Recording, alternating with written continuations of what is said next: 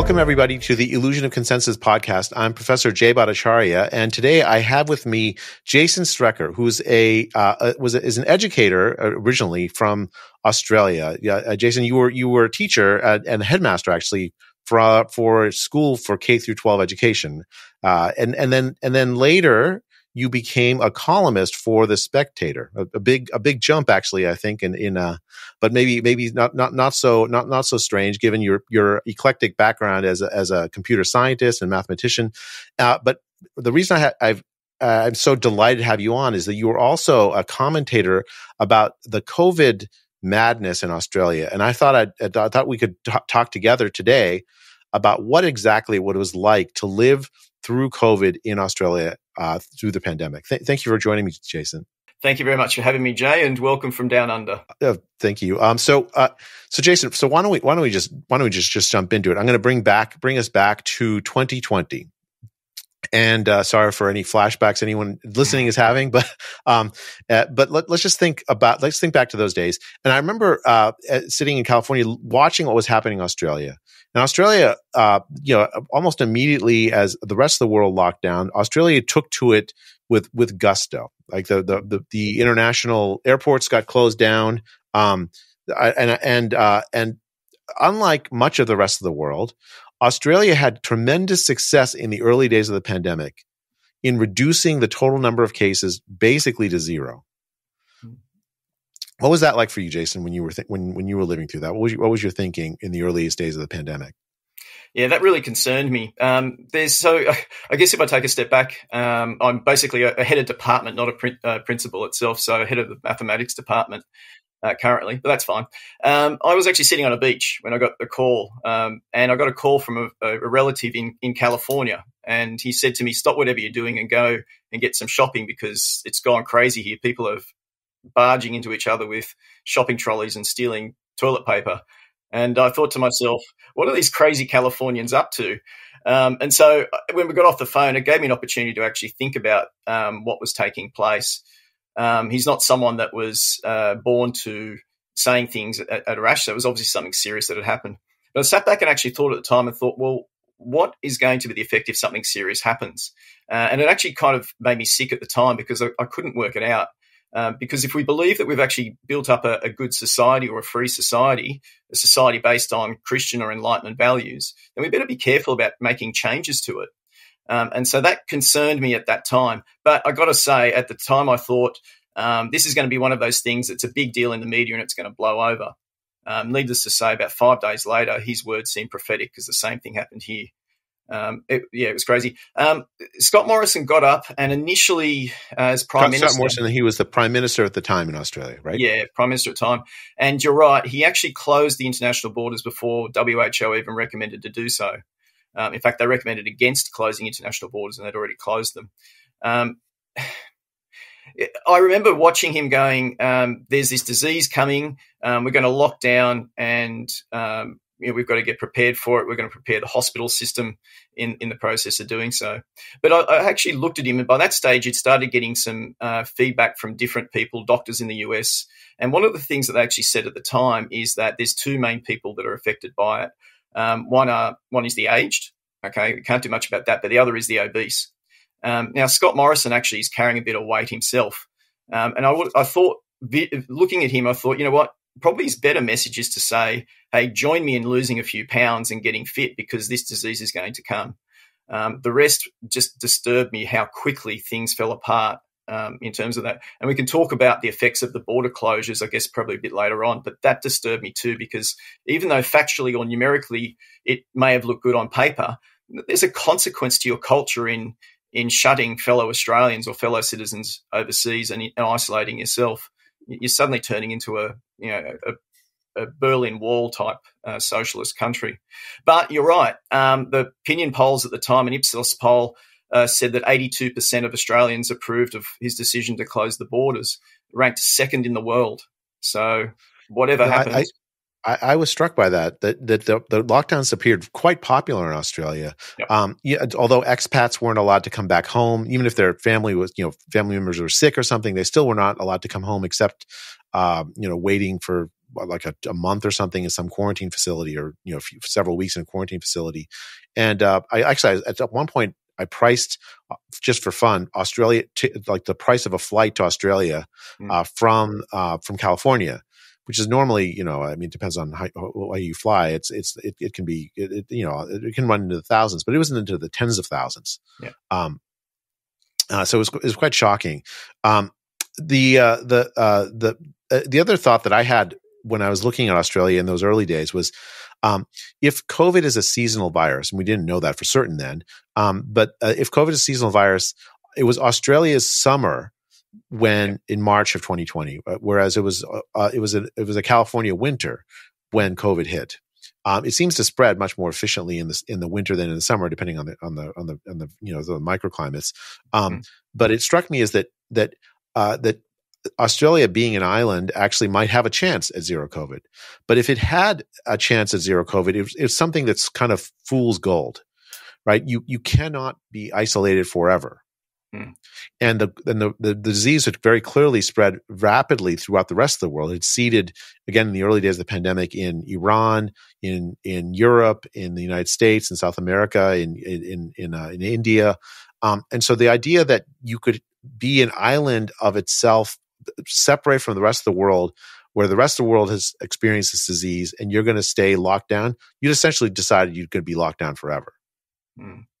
So it doesn't work. Like, there was some smart people and people I respect that came up to me and said, we're going to lock down so serious that it's going to be military are going to be delivering care packages for us. Like, that's how we're going to get rid of this COVID.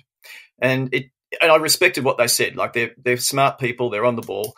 And it took me a few months to do the sums and realize that it's actually impossible, because there is someone that's got to grow the food, there's someone that's got to package it, there's someone that's got to truck it into a warehouse, there's someone that's got to distribute it to the shopping centres.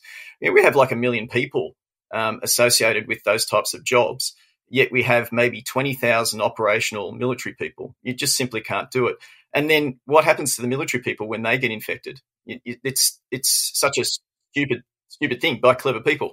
The international closure of the borders is exactly the same. We were still having thousands of people coming in every single week, mostly through Sydney. Sydney took most of the predominant amount of international traffic, because you're still getting cargo shipped. Amazon's still shipping. Our cargo is still going in and out. Planes are still coming in and out all the time. And so there is no such thing as saying there's zero people coming in. It's just not possible. Like, you would starve, you would lose all your resources if you really tried to do it. And they never tried to do that. So therefore, the whole lot cascaded down from there as being, as you said, a fool's paradise.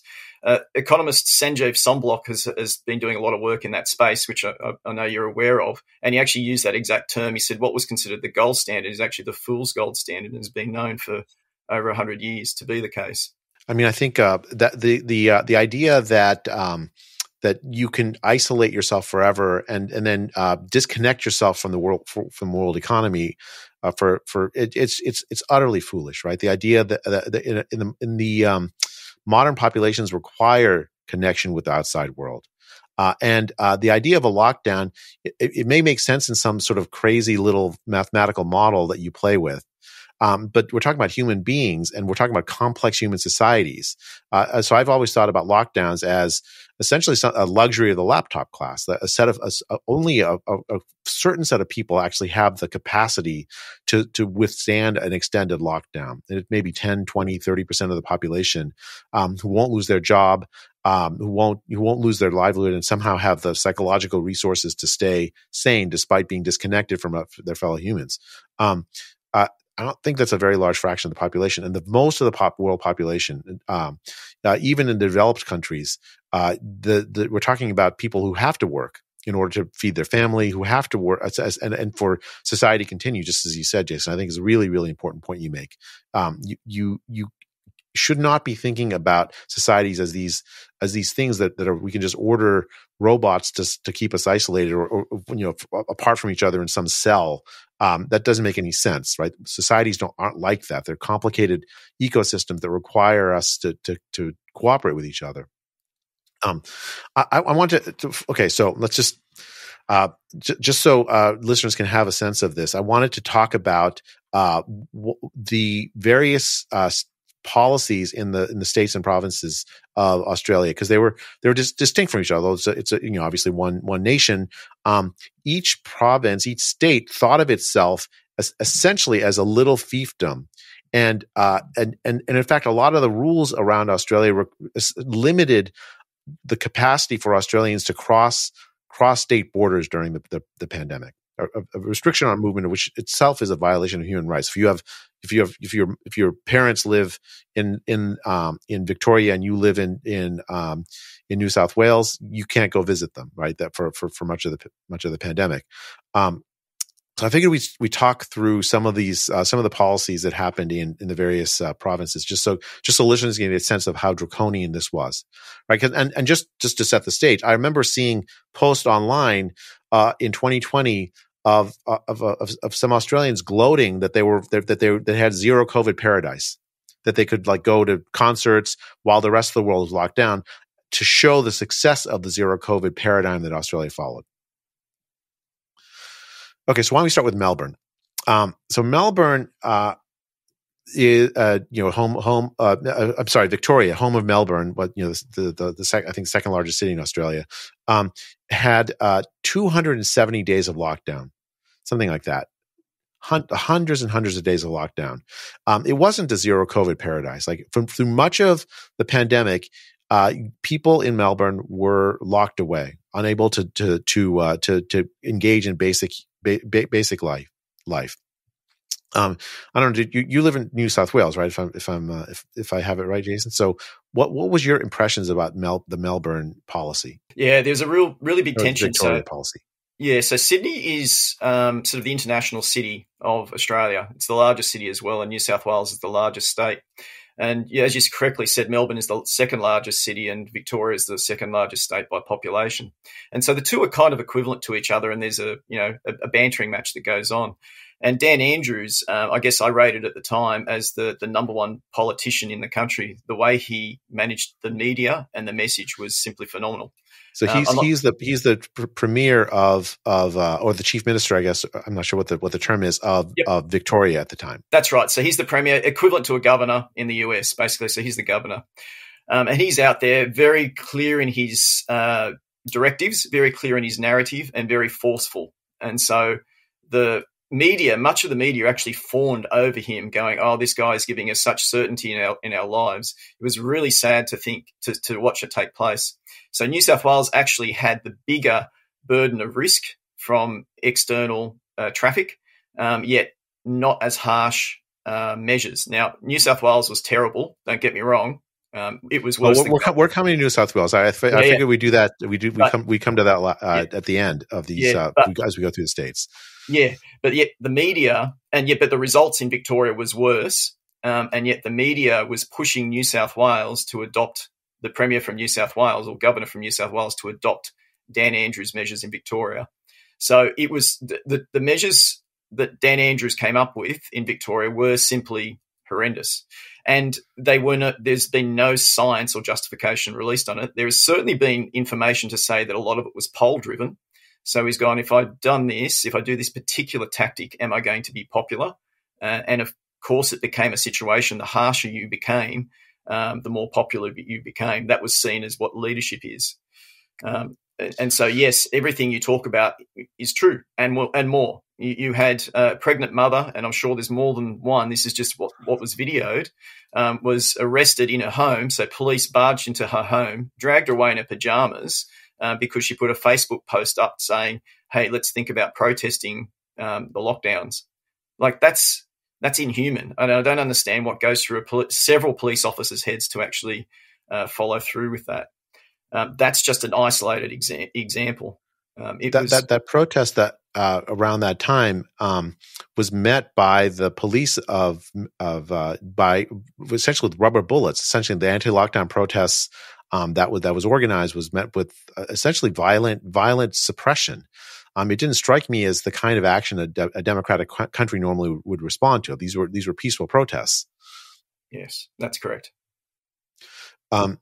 I read a story about a apartment building of public housing where poor families live, and this is the kind of story that you'd think would happen in China, but in fact it happened in Melbourne. The apartment building was ordered shut so that no one could go in and out for weeks. And a court in Melbourne, I think, finally ruled, or in Victoria, finally ruled that that this was a human rights violation, and awarded the residents something like $2,000 Australian, I think, per head.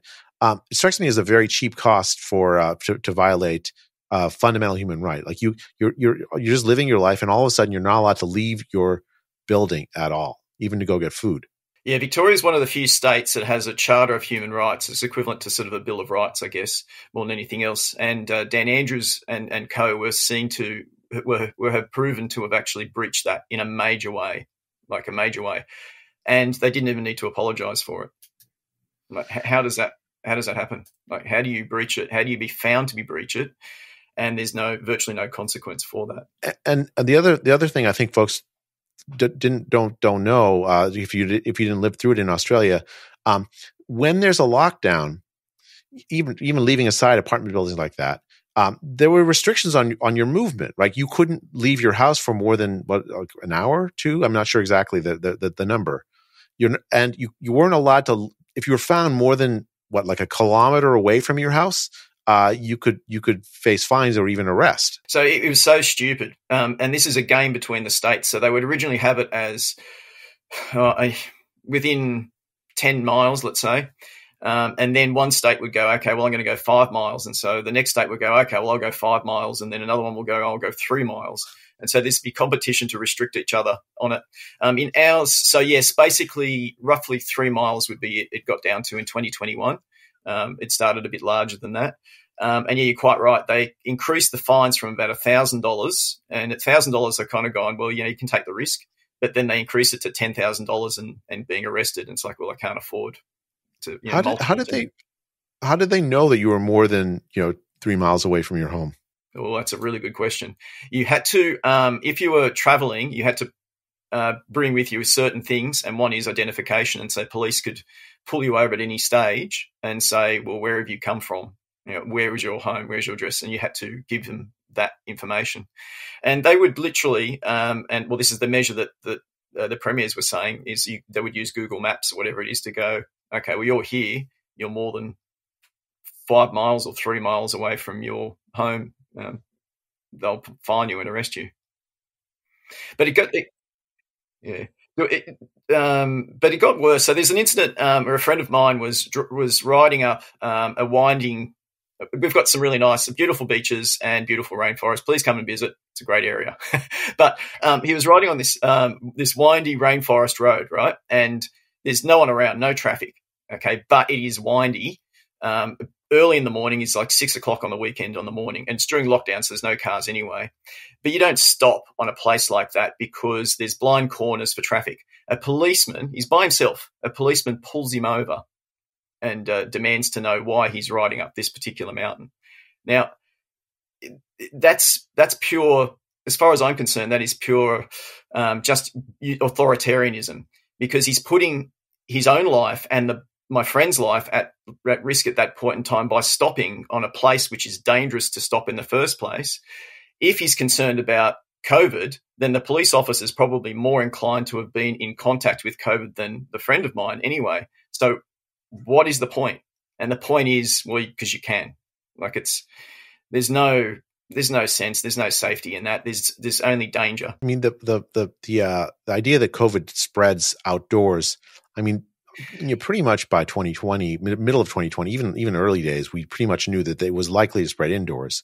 So limiting people's outdoor time, it made no epidemiological sense. It made no public health sense, and yet that was a major feature of the police focus in Melbourne and elsewhere. Right. So New South Wales Health said all the way through this that there was 0 confirmed cases of outdoor transmission. 0. So you see the pictures of police basically pushing people on or corralling people on Bondi Beach to go and all the rest of it.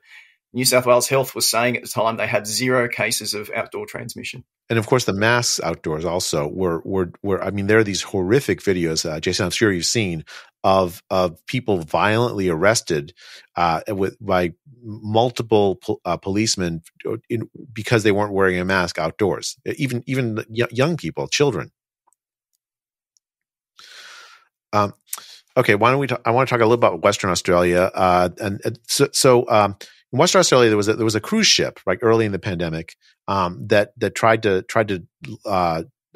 dock or so. What happened in Western Australia in the early days of the pandemic? How did they treat people? Okay, so there's a couple. If we do with the WA one at that time, they basically had 48 hours to receive supplies and then leave again.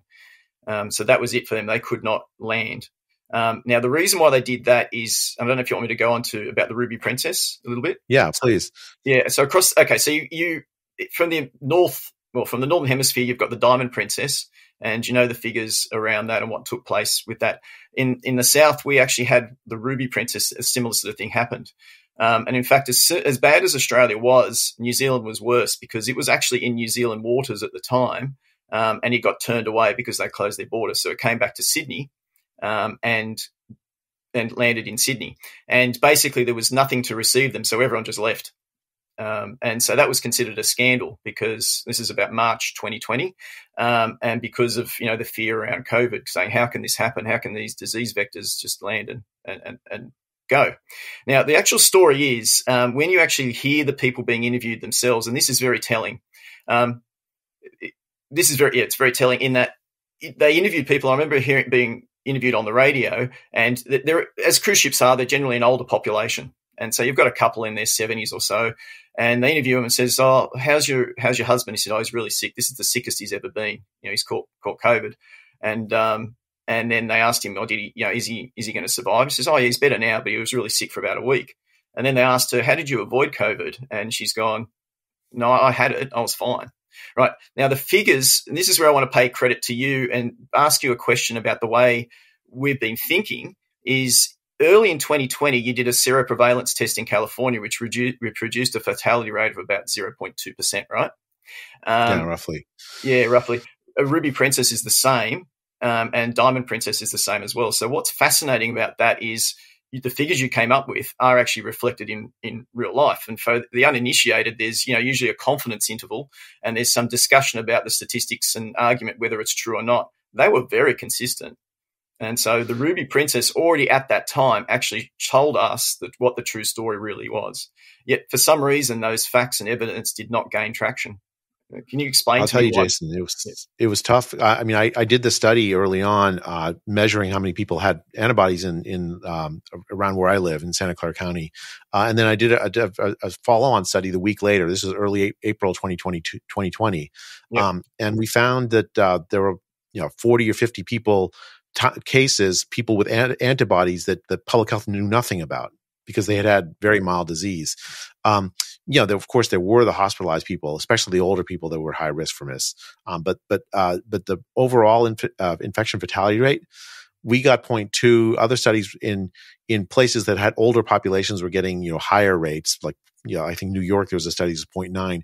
But the median infection fatality rate from these seroprevalence studies was something like 0.3 worldwide. 0.3%. That's 3 out of 1,000 deaths, rather than the 3.5% death rate that the World Health Organization was pushing around. That kind of panic, I think, played a big role in people's thinking. Right? It's you mentioned earlier about how popular the lockdowns were. I think partly it was because of essentially people were so scared of dying from this disease because they were being misinformed both by public health and the media about what their true risks actually were, right? If you were young, there was much lower. Older people, of course, is a very different story. Like, elderly people especially were a very different story. Maybe 6, 7, 8% risk of dying from those early infections. But that points to a very different strategy than the kind of lockdowns that Australia and the United States followed. Yeah, you're right. In 2020, the same projection, people that did the projections for the US and UK were saying that we were going to get about 100,000 deaths in Australia that first year. 100,000 deaths.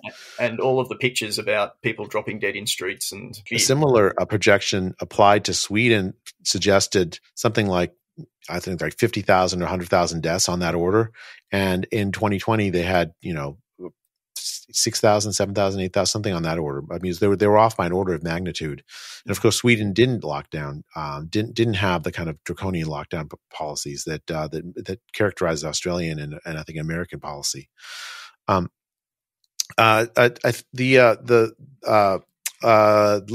talk about New South Wales. Let's talk about New South Wales for just a bit. And I have a quote here from the Chief Health Officer of New South Wales, a woman named Carrie Chant, from July of 2021. Jason, I'm sure you remember this. And she was talking about, she was giving advice to the people of New South Wales about what to do if you're going to a grocery store and you happen to run into a neighbor or someone you know. And here's what she said. She said, well, it's human nature to engage in conversation with others, to be friendly. Unfortunately, this is not the time to do that. Yeah. She told you essentially to ignore your neighbor. Don't smile at them. Don't look at them for too long. Don't come anywhere near them if you just happen to run into them.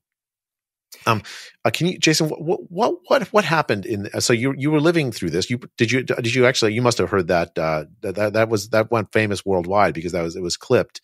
What were these like daily briefings like? What was the experience of that like in New South Wales? Yeah, it looked tactically. She was very successful in what she said. Is probably the first thing. So if I give a personal account of that, in 2020, still when COVID should have been at its deadliest because we didn't know as much about it and all of that, people were still milling out. So aged people would still gather together in shopping centres and socialise. Right, they kind of weren't supposed to, but they were still doing it anyway. Something changed in 2021 during that time where they were made to be very, very fearful. So in 2020, we got a call from a friend that was in another part of the state saying, hey, look, I can't contact my mother. She's in a retirement village or an aged care village. Can you go check her out? And so we turned up at 7:00 on a Sunday morning, and we went in quietly because we thought we don't want to freak anyone out, but we want to check on this person. By the time we got out of the car, we were swamped by the locals saying, oh, how are you going? Because they were so desperate for social interaction. Okay. And I've gone, oh, wow, it's like we're rock stars because we're just someone new, right? 2021 was different. They managed to fear, and so no one was talking to anyone. So there's one guy I remember that I was talking to all the time through this process. And in the process of 1 week, we've got a local forest here, and I'd see him in there and we'd have a conversation. And within 1 week, I saw him on a track. I was riding my mountain bike through the track. He's wearing a face mask. He sees me. I'm 50 meters away, and he makes a beeline for the forest. Like, I'm riding past, he's got a face mask on. This is insane. But that happened within the space of about a week. So the tactics that she used were incredibly successful. Now, in terms of the messaging themselves, what they basically did, in my eyes, when I watched it for a few days, they'd have their 11 o'clock settings, basically. So everyone would have to watch TV at 11 o'clock to receive the instructions for the day. Some states did it at 10 o'clock, different time, but same sort of thing. And I watched it for a couple of days, and I've gone, I'm really disturbed by this. This is a religious service. It has all the structure of it. It has the sacraments. It has a message to help you to live. It also has the sacrifices that are going to be made, and also talks about the concept of sin. Don't do the wrong thing. Be complied. Be a good person. All the rest of it. But even that didn't sit right with me at the time, because I've gone, it's not quite a religious service. And at one stage, there was a comedian that had an in with New South Wales Health, and so someone was feeding him the data for the next day. He's a comedian, and so about midnight each night, he was producing the figures.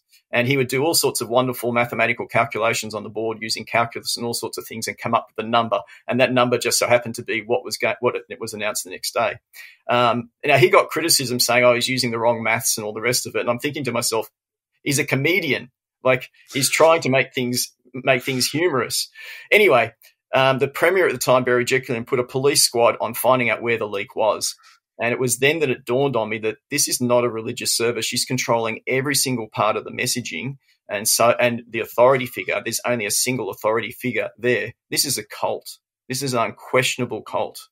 Nobody can question the figures. Nobody can question the tactics. Nobody can question the orders. I mean, it had all the aspects of one, right? So you have a high priest Carrie Chant coming out and telling you the message, or Barry Jickling coming out and telling you the message for the day. It had sacraments. It had things, like wearing the mask even outdoors, and it had a central dogma, which is treat your neighbor like a biohazard. Yeah, that disturbed me because I come back to this a fair bit over time. Looking through different bits of literature in terms of what is the biggest impact. My personal opinion is I keep coming back from Genesis 1 saying that we're all created in God's image. Look, hey, my background is computing science and mathematics. I'm an introvert, right? I can take people, I can leave people. But what's good for me is not necessarily good for society. We are designed to be social creatures. We're designed to interact. And in the way I'd like to word it from Genesis is because we're created in God's image, we have infinite value. And the reason why I say that is because people often say we're created equally. No. That means you can set a value of 0 for people, but that's not what Genesis says. If we're created in God's image, we have infinite value. And the problem is that once we're able to adjust that value even a little bit, we're able to do all sorts of atrocious things, which has happened in history. And that's certainly happened here too. You don't obey the sacrament, you're not as worthy as this person. Blaming people for catching COVID because they haven't done something right, or wearing a face mask or whatever happens. It's deeply disturbing. It's still disturbing now to think that this took place and hasn't been dealt with properly. Hi, everyone. A quick recommendation. I just saw a great film on YouTube called Medicating Normal. It's about the growing trend to medicate mental distress with powerful psychiatric drugs like Prozac, Xanax, Seroquel, and Adderall. For some people, once on these drugs, they're almost impossible to get off, and they have devastating side effects. The film tells the story of people whose lives were ruined by taking these common prescriptions. Watch a trailer and the award-winning film on medicatingnormal.com. That's Medicating Normal, medicating with an ing at the end, normal.com. Our show notes and newsletter will have information on how to find the film. There's also a YouTube channel. Don't miss it. Check out the link in the description below. Thanks. I mean, essentially what it did is, in my view, was from California, which had very similar kinds of messaging by public health, is that it created this sense of clean and unclean almost from the start of the pandemic, right? So if you get COVID, if you get sick, normally in medicine, you treat patients who are sick with compassion. You care for them, right? The one thing you don't do is you make them feel guilty about getting sick. That's something that's I mean, in the early days of HIV, that was a tremendous problem that public health and medicine often engaged in this, and actually society at large engaged in this, attempting to make people feel guilty about getting sick. Getting sick is something that can happen to us, but that guilt is not actually constructive because what does it actually accomplish? And here you had public health embracing the idea that if you got COVID, the first thing people would ask you is, how'd you do it? What did you do wrong? What sin did you commit? And so you create this separation between clean and unclean. Clean if you avoided getting COVID, unclean if you didn't, if you actually got COVID, and that theme of clean and unclean, this sort of this outcast group, it was something that was a theme that public health reinforced over and over and over again. Right. So if you wear a mask, you're clean. If you don't wear a mask, you're unclean. And that story you told, that happened to me. I was walking down the street. There was someone walking down the other direction with a mask. Again, outdoors, sometime in 2020. And when they saw me, sort of meters and meters away, they jumped off the sidewalk so that I could walk past because I'm unclean. If you were vaccinated, you were clean. If you're unvaccinated, you're unclean.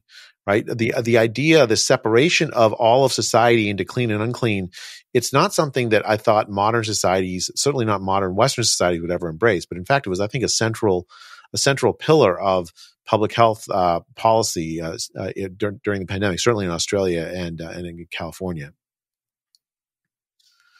Let's talk a little bit about Northern Territory, because I thought that it struck me there was a premier there named Michael Gunner, if I have the name right. And there are clips of him that made the rounds on social media, which were quite interesting because they have him essentially demonizing the unvaccinated, blaming them for spreading the disease, and essentially, there's no subtlety. He just says, "Look, we're going to make their lives miserable. We're going to make them into pariahs."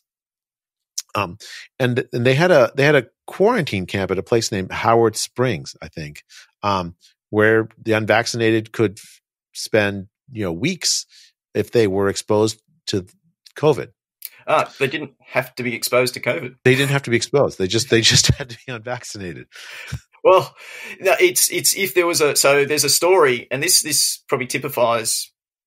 I've written an article which includes part of this information too. A story in basically a group that had been thought to have encountered COVID, like a basically remote community, and so they were all put into the Howard Springs camp or one of the similar camps like that.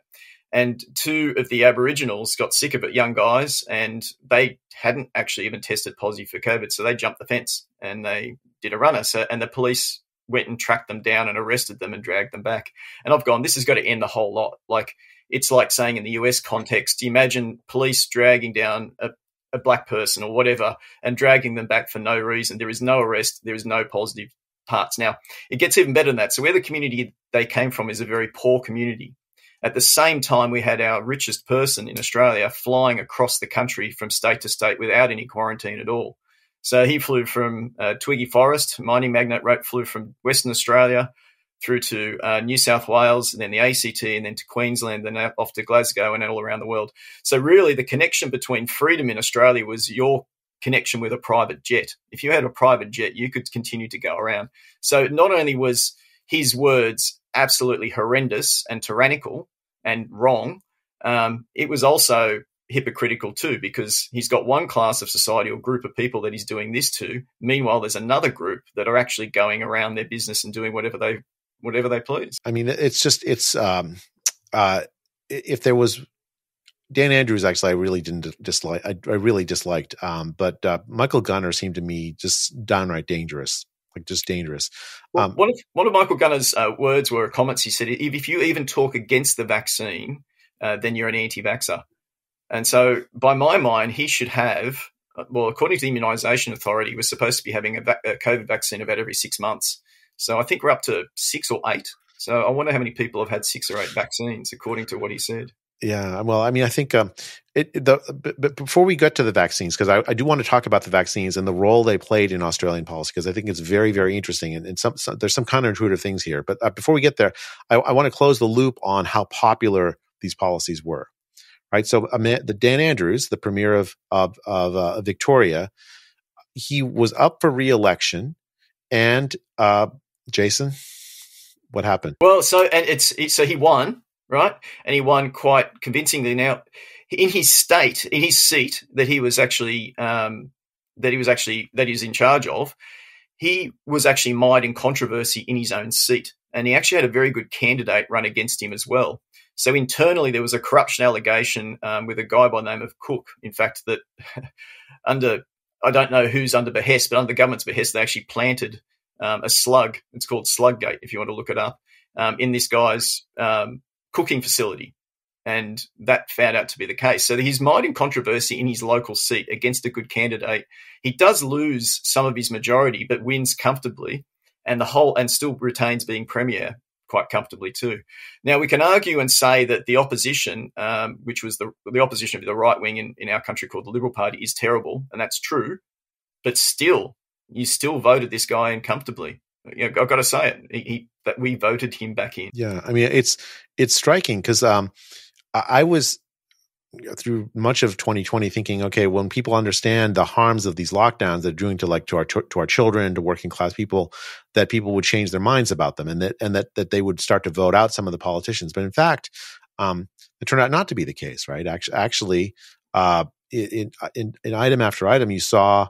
In place after place, you saw. So in California, for instance, we have Governor Newsom, who was quite draconian in his COVID lockdown policies, and he faced a recall, which is a unique thing in California politics. Your governor can be recalled if you get enough signatures in a petition, but he very easily won the recall vote, swatted it away, and then later was reelected, despite having adopted policies that harmed basically every public school child. Every child that went to a government school in California was harmed in some way by his policies. And he sent his kids, of course, to private schools, so they were able to go to school during the lockdowns that he imposed in person. And yet those policies that were not unpopular, they're not just that they were unpopular, they're actually quite popular. How do you think about that? I mean, it's not, of course, not only does, actually one other thing before I let you answer that question, because I was going to put a pet theory to you and see what you think. Shortly after Andrews was reelected, he resigns. The stress of the job is too much. Michael Gunner, we talked about, he resigns. The stress of his job is too much, right? So you see these, or in New Zealand, just Jacinda Ardern, the Prime Minister of New Zealand, before the re-election, actually, although she was pretty unpopular by then, in 2023, she resigns. The job is just too much. What must be the toll of being a tyrant, of being a leader who imposes these kinds of draconian restrictions on your fellow citizens, that creates this sort of aura of these other people are bad guys, these other people are unclean, these people are others that you should treat as if they're biohazards, and somehow I mean it must just be the spiritual toll must be enormous, I would think. Yeah, and I think if you asked me in 2020, I would say, and I think there's a common, particularly for people in politics, there's a common, I guess, sympathy to say, yes, everyone at the end of the day is a person, and there's a toll that's taken place on them. It's really difficult to say with these people. I actually think that they became, for want of a better word, they became their own gods, because they felt like they were successful with the border closures and people were coming to see them as advice. They eventually changed from being people to seeing themselves as gods. So Jacinda Ardern went from record popularity to record impopularity, and that's why she went. Dan Andrews' popularity was dropping as well. He was coming under increasing corruption allegations, and he went. Gunner, well, his is a little bit different. New South Wales, same sort of thing with Berejiklian. Palaszczuk, the same thing in Queensland. So there is a repeat set of facts which occurs in terms of the narrative shifting. And there's a saying which we can talk about a bit later on, because I think it's had a larger effect than what I'd like to admit, is that politics is downstream of culture. And so I did see that the culture and the opinion polls were shifting at that time, and we're then seeing these leaders leave. Did they leave because of the toll taken on them? They certainly left because they weren't being seen as gods anymore, or as strong leaders, or whatever the words you want to use for it. That's certainly the case. Did that increase the emotional toll? Well, yeah, I guess it did. I don't know. I can't tell you whether any of them have gone and feeling devastated as a result. If you look at Jacinda Ardern, she's gone on for a plum position, as have pretty much the rest of them as well. There's one exception in this. So Berejiklian in New South Wales stood down under a set of corruption allegations, and some think that they're unjustified, some think they are justified. Legally, they're justified. That's in theory the reason why she went. Her opinion polls, though, were dropping beforehand.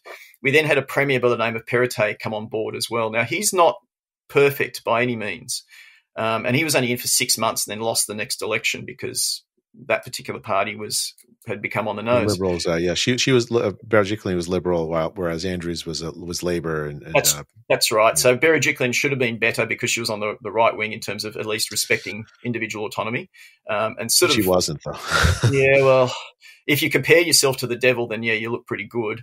But apart from that, no. But Dom Perrottet did actually move the country. He actually is the reason why our international borders opened. So he basically put it to the Prime Minister and said, we're opening. And so he did a lot of good things as well. He lacks support internally. But yeah, so he's probably the exception to the rule. And again, I'm not saying that so we suffered as a school as a result of some things that he allowed, the chief health officers did. So he's not perfect by any means. But having said that, the lockdowns would have continued much longer if it was not for him. What was the impact on the kids that you teach and on the school generally? It's a huge impact, and it's going to be ongoing for a long time. It distresses me quite a bit that we're not there's a lot of well-meaning people, but if you look at even churches or anywhere else, they'll talk about the symptoms and not talk about the cause. So it's like, forget the war or forget what took place. And so you're dealing with the fallout from it, but you're not actually dealing with what has led to the fallout. If you look academically, if you do some very simple sums, the New South Wales Department of Education, I'm sure the rest said, basically during the lockdowns and every other time, students are only going to be capable of about 50% of the normal amount of work.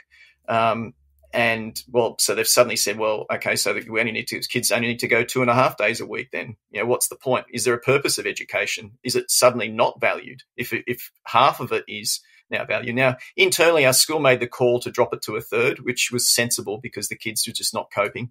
I asked the high achievers, so the kids that are productive and would ask and proactive and ask for extra work. And I said, how productive are you towards the end of the lockdowns? And they said, if we're lucky, 25%.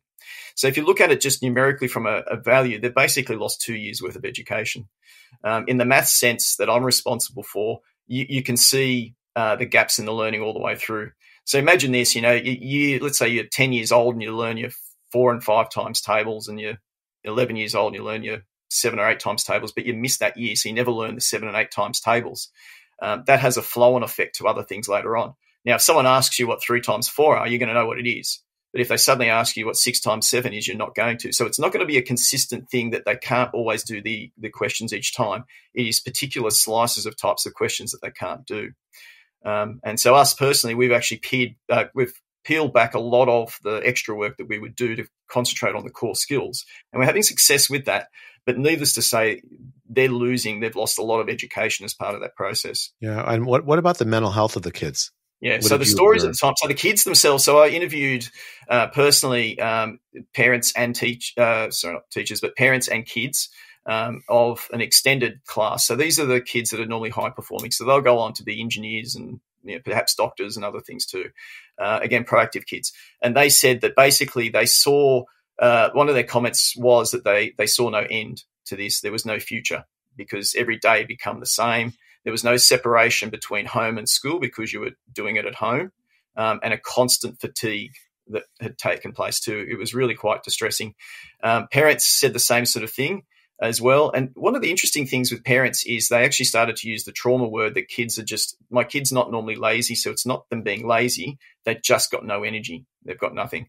And one of the interesting comments that came out is 7 months on, they said, my kid is now being affected by the lockdowns. So it doesn't, when you're in a fight situation, you deal with the fight itself, and it's not until afterwards that you deal with the consequences of that. And so how long that goes for, we just don't know. One interesting figure that came out from our educational authority, which I don't know that they intentionally said, but from 2019, so 2020 to 23, they had 20 times the number of students identifying as non-binary, 20 times. Like if you're talking a 5% change, that would be a huge change. You can't have 20 times without saying there's something significant. And basically what we did is we isolated them at home. We said we knew we had a technology problem going into 2020, and we were taking steps to limit the use of technology. We then said in 2020, you're now going to spend 6 hours a day on your computers, pretty much ungoverned. And the comment comes back, well, what about the parents? Well, the parents were stressed themselves. They were just trying to keep their lives together. So you've got these kids that basically have open slather on social media and everything else. They're going, what is going on? And they're seduced by the TikTok type groups to say, well, the reason why you're depressed and don't fit in is because everyone else is terrible, and what you really are is you're trapped in the wrong body, or whatever it happens to be. So we really opened up the gates of hell on these kids, and we're dealing with the consequences now. Now, there's a positive part as well. So I would say since kids have come back, in terms of the non-binary type identification, there has been a reduction in kids. So kids that when they first came back said, I'm non-binary or I'm this, I'm that, are starting to drift back to normality with the interaction with normal kids as well. So that's a. I mean, it is interesting because I was looking at some statistics. I don't remember the specific numbers, but like around suicidality, right? And in young people, it just skyrocketed, right? Yeah.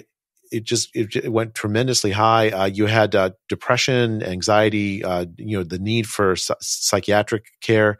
And, it's you mentioned Genesis. There's another part of Genesis. There's another element of Genesis which is really important, which is that Eve is God is talking to Adam before Eve, and he says like man is not meant to be alone.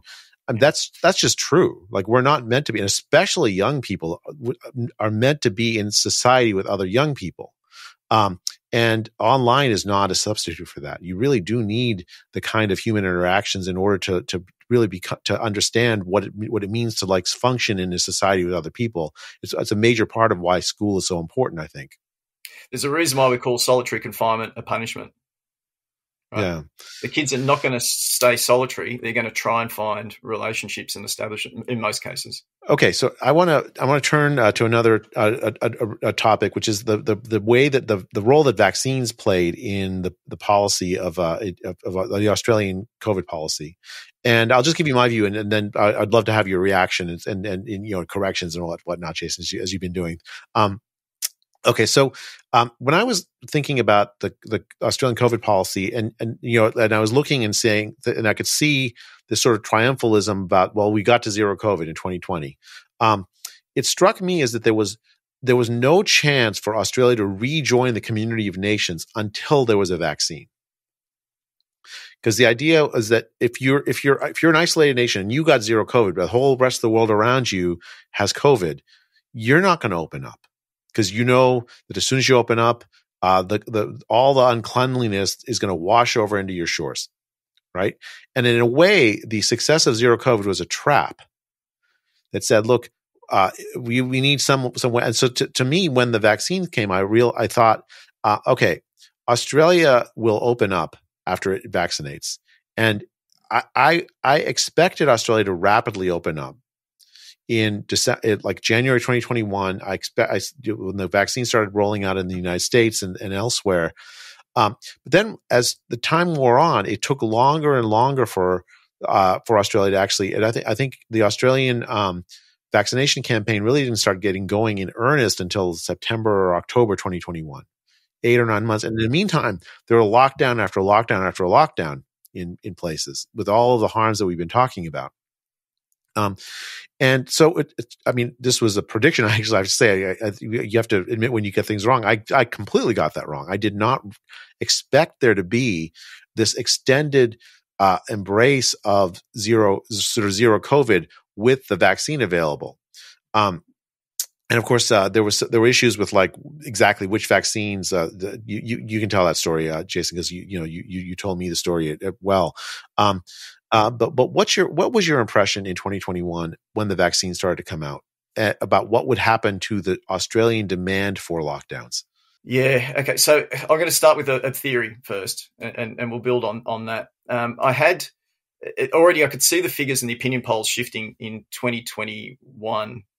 Basically, so we went into lockdown in 2021 over a weekend, like just straight away, just everything went bad, and that's despite the fact that pretty much everywhere else in the world had decided that lockdowns were actually a bad thing. So England was coming out of it and it was a disaster. Sweden never had it, didn't need it. Yet we went into another one. It made no sense at all. But what it became is I thought, and I looked at the figures, is they were starting to lose control of the COVID cases. And so they had to go harder than what they did. By the way, at that time, I did a snapshot of our harshest lockdowns in New South Wales, which was southwestern Sydney, and compared it to Stockholm in terms of the spread of the disease. And there was no difference between them. So Stockholm's spreading of COVID at that time was the same as southwestern Sydney, despite completely different strategies. Anyway, so what I figured is that they were losing control. They needed to up the ante. And so this is the next thing to go. We can control this by the fact that there's a vaccine which is going to stop the spread, which was purely ridiculous, right? And they should have known that. Right? Even if the general public didn't, they should have known it. So they either were incompetent or lying, one of the two. But I felt like that they were trying to contain this and keep that facade up as long as possible because of the situation they painted themselves into. But you're quite right. So Australia actually used AstraZeneca as its main vaccine, and pretty much only. And so they then created a manufacturing plant in Victoria for it, and so that was going to push out to the entire country. Now, adverse effects started coming out, and so the chief health officer actually of Queensland told the truth. I mean, there's a number of other things I can say about her, I don't know if she intentionally did this or not, but she basically said, I wouldn't want a young person take the vaccine and die when they more than likely won't die of COVID. And that basically undermined the entire AstraZeneca rollout. And so you started getting quibbles between the chief health officer and the prime minister about saying, oh, the vaccine's safe, oh, it's not safe. But it didn't matter because the public opinion had now shifted. And so now that left the prime minister scurrying to try and find out some other agreements. And so he then discussed it with Pfizer, who then basically had him over a barrel. So you're right, then that delayed. So there was a consistent rollout, and then this disruption happened, and then they had to come back together on it. Now, what I find interesting is probably a question for you as well in terms of it. I got told, now I'm not saying I've got confirmed it, is that the gap between AstraZeneca and Pfizer was originally the same in terms of the first and second injections. But here, there was a substantial difference between, it was like 3 months, it was 12 weeks, I think, for AstraZeneca and about 6 or 8 weeks for Pfizer. So it was seen as something that you could more quickly then roll out because the gap between the two injections was quicker. I'm sorry, Jason, go ahead. No, and so that's the rollout, and that's the reason why we ran so late. But we even in December, there's this stupid competition between the states to go to who's going to get to 90% and then who's going to get to 95%. And the fact is you can't do your maths right anyway because it's only including people over the age of 16. And so are you going to include them as part of unvaccinated or vaccinated? How are you going to do your figures in terms of that? And it made reputable people made them really stupid at this time. So there was one guy who was saying, a reputable epidemiologist in the country, very high profile, was saying, this is by certainly into 2022, saying, I think that the vaccines are telling me, based on the rollout and population, that they're twice as effective as not having it. And I said to him, mate, you're using the wrong figures. Like you're using 95% when your entire population that's had it is about 85%. And when you do that, it reverses his actual figures themselves. So there's just, and I'm not saying the vaccines aren't effective. I'm saying the way they were doing the data and that whole push to get to a particular numerical value just led to all sorts of, if I said bizarre, that's probably not the right word, really autocratic things happening. You know, the data were in the randomized trials from the AstraZeneca vaccine and the Johnson & Johnson vaccine, which used a very similar mechanism, versus the mRNA vaccines, the Pfizer and the Moderna vaccines. It's striking because that there was no evidence in the randomized trials that the mRNA vaccines reduced all-cause death, right? In fact, there were more deaths in the vaccinated arm from any cause in the mRNA vaccine trial than in the control arm. Whereas in the AstraZeneca and the Johnson & Johnson vaccine, if you combine those two trials, in fact, there was evidence of, in the trials themselves, the randomized trials that were run in 2020, of reduction in mortality in the vaccinated arm than compared to their control arm.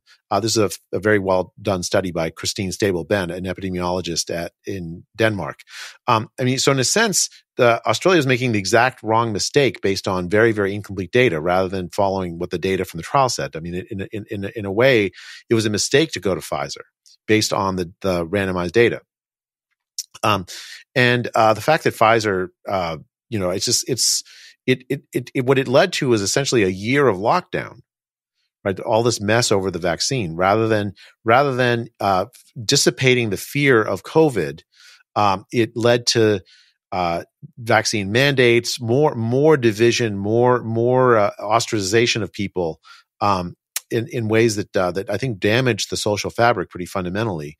And then there's a final irony here, which is that when Australia finally did really start to open in 2022, it had been months and months and months since the older population had been vaccinated. Months and months and months by which the time the vaccine's efficacy had waned. If certainly against protecting you from getting and spreading COVID, but also I think waned against protecting you from severe disease if you get COVID. And so when Australia finally opened, whatever benefits of the vaccination program there were, it started to fade, and you saw COVID spread everywhere in 2022, all through Australia. It was striking to me, watching from the outside, to see, look, in 2020 and 2021, whenever there was a single case, they would lock down whole provinces, whole states. But in 2022, it's spreading everywhere, but there's no public explanation given why there's this change in policy. It seemed like an utter failure of both of communication, but also of policy. Like, I don't think the lockdowns would have been right in 2022, but they weren't right in 2021. The public was owed an explanation for what went wrong, and it never got one. So I want to end. We're coming on an hour, and I don't want to keep you much longer than I promised. But I want to end with just a sense of where Australia is today. Like, has there been a reckoning of some sorts around the failure of COVID policy? I mean, Australia did worse than Sweden. All-cause excess deaths are higher since the start of the pandemic than Sweden, which didn't follow a lockdown policy. But we talked about some of the harms to children, and we didn't even mention the harms to the economy of Australia. But all those things could have been avoided if Australia had followed a very different policy potentially. Where is the political class in looking back and trying to learn lessons? I saw that there was some attempt to get a royal commission put together. Where is that? Fundamentally, this comes down to a question you asked before about narrative over facts. And so people are still living in a narrative. And maybe we always have been. I caught up with some younger generation, up-and-comers in terms of educational theory, and they said there has been a direct shift in the generation between what we would class as objectivity towards the narrative first. That's true, but maybe it's always been there. And so most people are sort of living in this thought process that we actually did really well, despite what the evidence is. In terms of the Royal Commission, there are some very, very good politicians trying to push that through and push accountability and to ensure this doesn't happen again. So some of them, so the Senator Rennick I can quote ad nauseum, Alex Antic, Roberts, a whole series of others too. At our state level, we've got John Ruddick has been pushing that and was involved in the freedom protests and copped it as a result. But yeah, it basically the parliamentary inquiries at the moment are basically being nobbled as much as they possibly can. So they're being reduced to do as little as possible. So you're right. You were involved, and I was involved in one of those Senate submissions as well, or a couple of them, and they've been very high profile, very, very detailed, comprehensive. And through that process, they kind of whittle it away to a couple of things which are still being argued inside Parliament too. But we're a long way off getting accountability. I think, though, at this point in time, the important thing is to actually get that information there, because once it's put into Hansard, so into official publication, it can't be unremoved. So it's there and it's ready to go when I think the culture shifts a bit more to then to have a desire for accountability. So I think the steps are there. The road is still long ahead. And if I can comment on your case, and I'm happy for you to comment obviously more on it, but your freedom of speech case with regards to the Biden administration, but other things too, it's more consequential than the US. So if that decision goes in your favour, i.e. they've found that they have been censoring and there's a whole freedom of speech restoration, that will actually affect our culture as well, which will then generate more of an idea, more of an emphasis to find accountability. I was talking to, rather disturbingly, we like to think that all of our institutions, and they've been set up really, really well to offset each other and hold each other accountable, including the judicial system. But talking to a number of key lecturers in constitutional law or judicial system, they said, no, we're actually just going to start getting the judgments when the culture shifts. So just as politics is downstream of culture, it seems like justice is downstream of culture as well. I was really disturbed by that comment, but we've got to deal with realities rather than what we want to have the case. So where are we? We're at the beginning of a long road, I think. It's going to happen, at least to the extent that it's going to be more difficult to lock down next time, but we're not there yet. I mean, I was involved in one case as a expert, a pro bono expert in New South Wales. Actually, this was in 2021. There were some synagogues. It's called Kassam versus Hazard is the case. I think is the name of the case.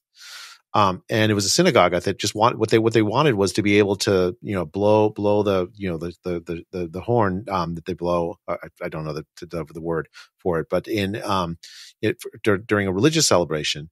And, the New South Wales Health Authority essentially told them that they were not allowed to do that. Right, a fundamental religious right that to like worship as they see fit was that they apparently the health authorities have a right to say no. They offered the health authorities compliance with a whole bunch of restrictions. Right, they would hold the ceremony outdoors. They would be socially distanced. Everyone would be masked up the way that the authorities said. They would follow all the rules that some of these other grocery stores or whatever was saying. But still, the answer was no. And the case, I was quite disturbed by the case, I have to say, because I prepared a dossier essentially saying, here's what the evidence is regarding the safety of this kind of procedures, from evidence from other countries and elsewhere. The court refused to hear any scientific evidence contrary to what the public health authorities wanted the court to think. And in fact, they ruled that there was no religious liberty right in New South Wales as long as the public health authority says it was too dangerous to have such a right. In the United States, I think the free speech has just been a very difficult thing. I think the courts have not done so well as I'd hoped on it. Especially the Supreme Court has not done as well as I'd hoped. But the religious liberty cases happened in 2021 were pretty explicit, essentially allowing freedom of worship to continue. In Australia, I think it's a much darker place. Like those kinds of freedom of worship rights are not actually part of Australian law anymore, I think. And so it's going to be a tough road ahead, in my view. I'm far from an expert in this, but it seems to me like that you're absolutely right.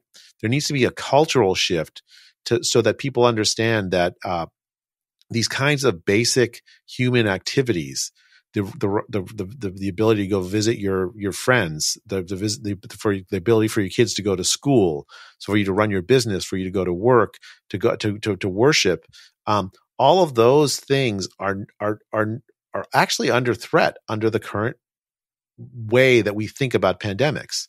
The very idea that we are a society where we can love our neighbors as ourselves. I mean, that is thrown away if we have as a primary sort of philosophy of governance that we're all just biohazards, and we can treat each other and in fact as a virtue to treat each other as biohazards. I don't know. I think it is a dark time, actually, Jason. I'm very glad for your advocacy, but I think it's going to take quite a lot more to change the culture in the way that you suggested. Yeah, I think, look, there's actually a common thread in what you've said. So the Hazard versus Chasm case is one of them. And there's a similarity between that. That's called legal positivism. So the experts tell me, in that the judge goes, I'm not actually going to judge on anything other than the letter of the law itself or the semantics of the law rather than the evidence. So I'm actually not actually going to look at any evidence at all as part of the process.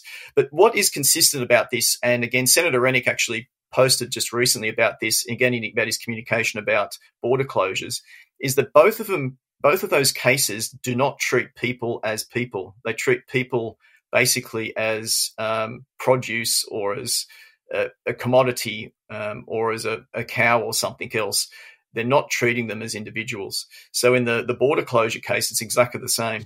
You read our constitution, it's very clear you can't restrict trade across the borders, yet they managed to manufacture a way of doing that temporarily. Now, if you were to read it as a normal person, which we are, you go, this is impossible.